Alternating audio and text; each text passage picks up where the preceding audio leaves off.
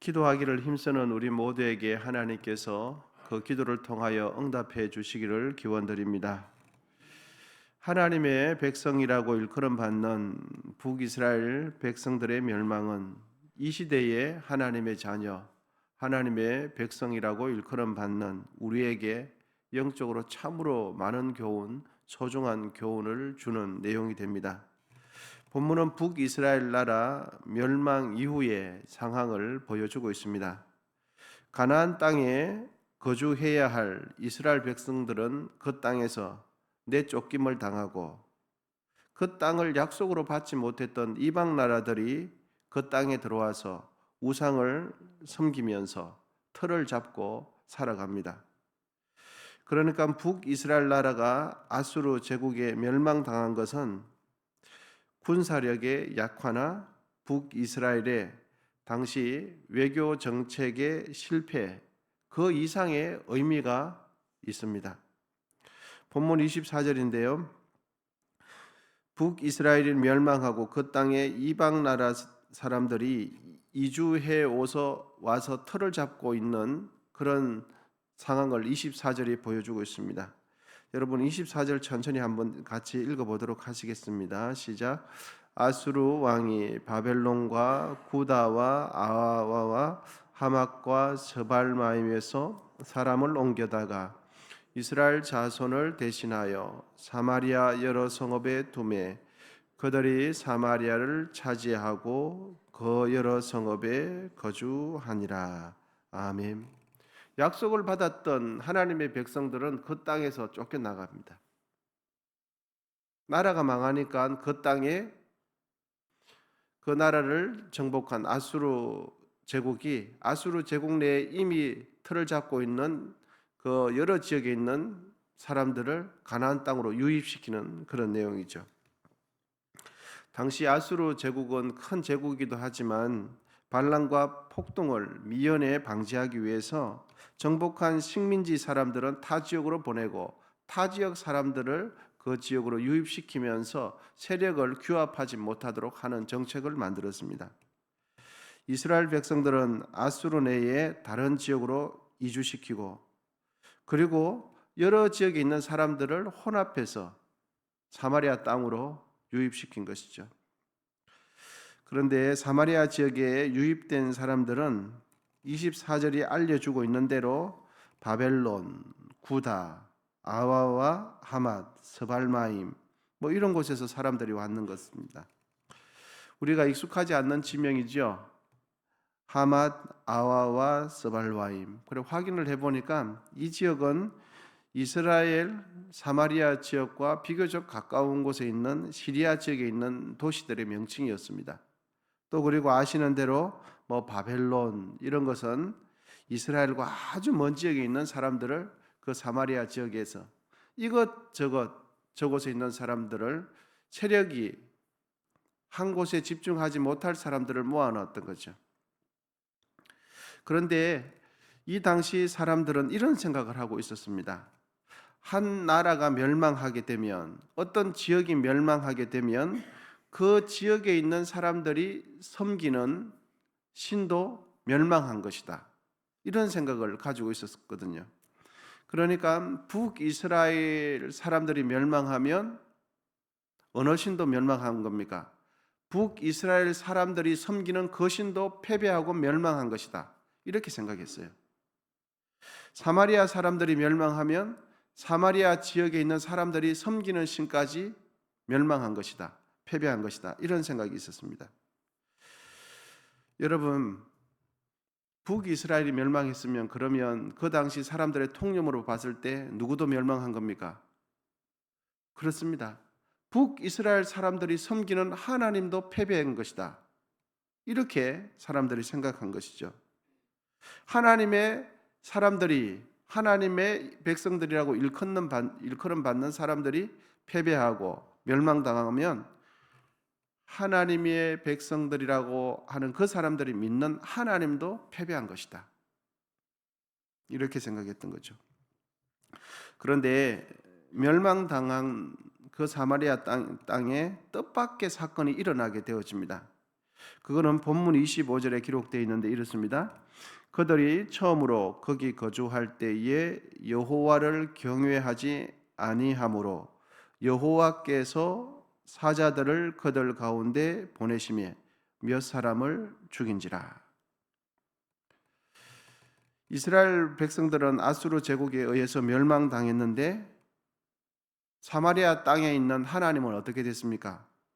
여전히 그 땅 가운데 존재하고 계시고 변함없이 하나님은 여전히 역사하고 계시는 것을 보여주고 있죠.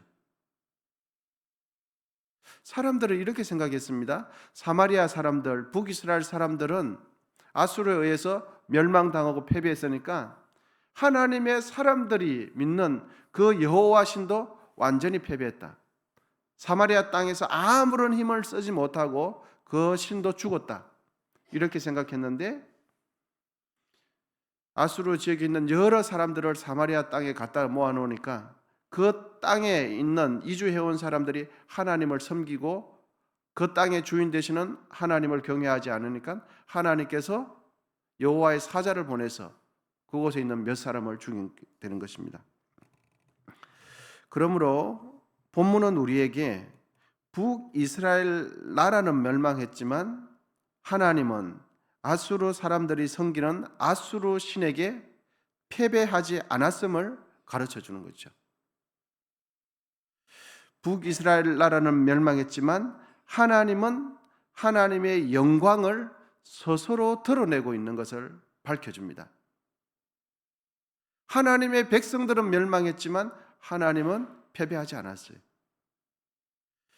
사마리아 땅에 거주하는 사람들은 바뀌었지만 그 땅의 주인은 여전히 누굽니까? 여전히 하나님이세요. 당시 사람들이 생각했던 것처럼 이스라엘 사람들의 패배가 북이스라엘 사람들의 패배가 곧 하나님의 패배를 의미하지 않는다는 것을 가르쳐 주죠. 본문을 통해서 우리가 깨닫게 되는 것은 여러분 하나님은 반드시 내가 잘 되어야만 하나님께 영광이 된다든지 내가 반드시 잘 되어야만 하나님께서 영광을 받으시는 것이 아니라는 것을 알 수 있습니다. 만약 내가 잘 될 때만 하나님께서 나를 통해서 영광 받으신다면 만일 내가 실패하거나 성공하지 못하면 이것 또한 누구 책임이겠습니까? 그렇죠.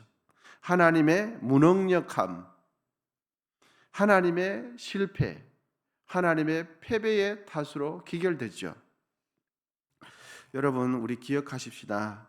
하나님은 나의 상태와는 상관없이 언제나 영화로우시고 언제나 영광 가운데 계십니다.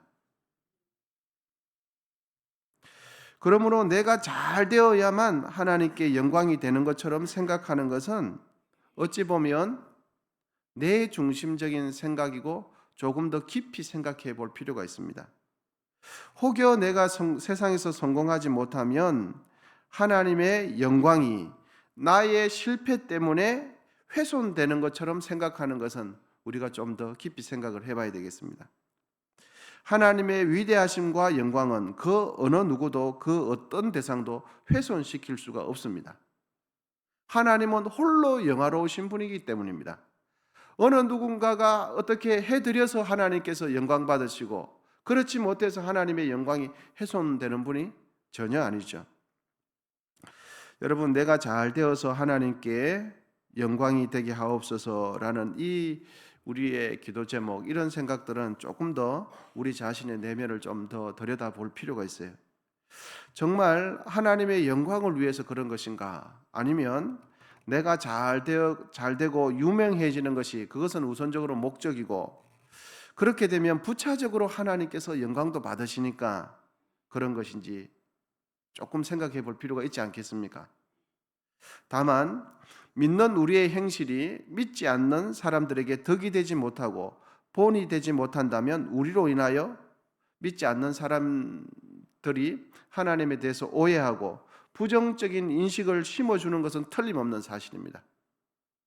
그런 것 때문에 우리는 항상 본이 되는 삶을 살아야 하는 것은 마땅하죠. 여러분, 우리가 어떤 물건을 구매하거나 어떤 물건을 반품할 때, 또 물건을 구매해서 샀는데 마음에 들지 않습니다. 그럴 때 우리는 어떻게 합니까? 소비자의 권리로서 물건을 판 그 사람에게 찾아가서 이렇게 저렇게 물건을 뭐해, 왜 이런 걸 주냐, 뭐 이렇게 말할 수도 있을 것입니다. 당연히 소비자의 권리로서 물건을 구매한 사람으로서 권리는 있죠.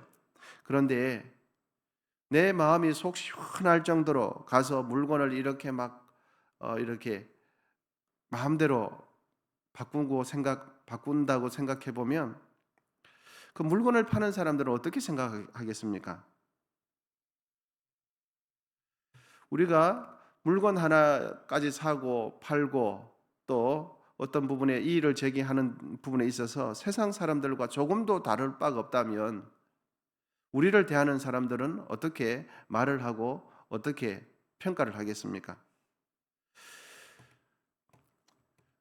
믿지 않는 사람들이 우리의 뒤통수를 대고 이렇게 말을 하지 않겠습니까?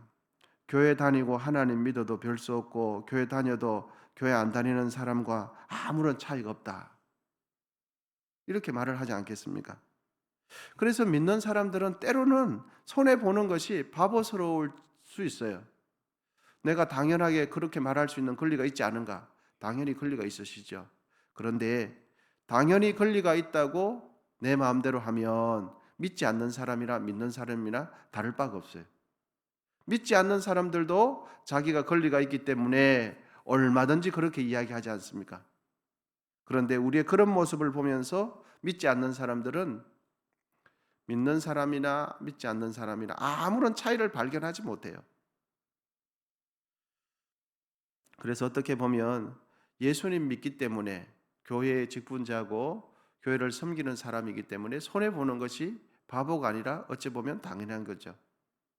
믿지 않는 사람들과 거룩한 차별이 있을 때 거기서 세상 사람들과 다름이 나타날 때 예수 믿는 사람은 다르구나. 이렇게 주위 사람들이 평가하게 되는 거죠. 그런 측면에서 봤을 때 예수 믿는 사람들은 어떻게 보면 좀 손해보고 좀 피해보고 좀 세상 사람들과 다르게 살아가는 것이 하나님께 영광이 됩니다. 여러분, 하나님은 그 어떤 존재도 견줄 수 없는 영광 가운데 항상 존재해 계시는 분이 하나님이시죠. 내가 어떻게 해드리면 하나님께 영광이 되고 어떻게 못 해드리면 그 하나님의 영광이 추락하거나 훼손하거나 그렇게 되지는 않습니다. 하나님은 이 세상에 그 어떤 신에게도 패배하거나 실패하시는 분이 아니십니다. 그러므로 우리는 더욱더 하나님의 위대하심과 영화로우심을 맛보고 하나님의 영광을 항상 추구하면서 하나님의 뜻 가운데 살아가시기를 축복합니다. 믿지 않는 사람들과 믿는 사람, 여기서 항상 물건을 구매할 때만 그렇지 않죠. 어떤 부분에 있어서 어떤 일이 발생했을 때 양보할 때 믿지 않는 사람들은 양보해야 할 권리가 없어요. 그런데 믿는 사람들은 양보하는 그 다름이 하나님께 영광이 되는 거죠. 어떤 사업을 할 때도 마찬가지입니다. 어떤 일 처리할 때도 마찬가지죠. 거기서 다름이 나타날 때 예수를 믿지 않는 사람과 믿는 사람과 다름이 나타날 때 거기서 우리의 모습 속에 그리스도의 향기가 나타나는 거죠. 오늘 본문에 있는 이 상황들과 사건들은 사마리아 땅에 약속받은 하나님의 백성들은 쫓겨났어요. 그리고 약속받지 못한 이방 나라 사람들이 사마리아 땅에 와서 정착을 하게 되어지는데 사람은 바뀌었지만 여전히 그 땅의 주인은 누굽니까? 하나님이세요. 하나님께서는 그 땅에 여호와의 사자를 보내서 하나님은 역시나 존재하고 계시고 이 땅 가운데 주인인 것을 보여주고 있습니다. 여러분, 오늘 이 하루 살아가실 때에 하나님과 동행하게 되시기를 축복합니다. 그리고 하나님 믿는 사람답게 우리의 삶을 처음부터 끝까지 익숙한 삶이고 익숙한 행동이고 익숙한 말이지만 정말 이것이 하나님께 영광이 되는지 우리 자신을 돌아보면서 이 하루 거룩하게 살아내시는 우리 모두 되시기를 축복합니다. 기도하시겠습니다.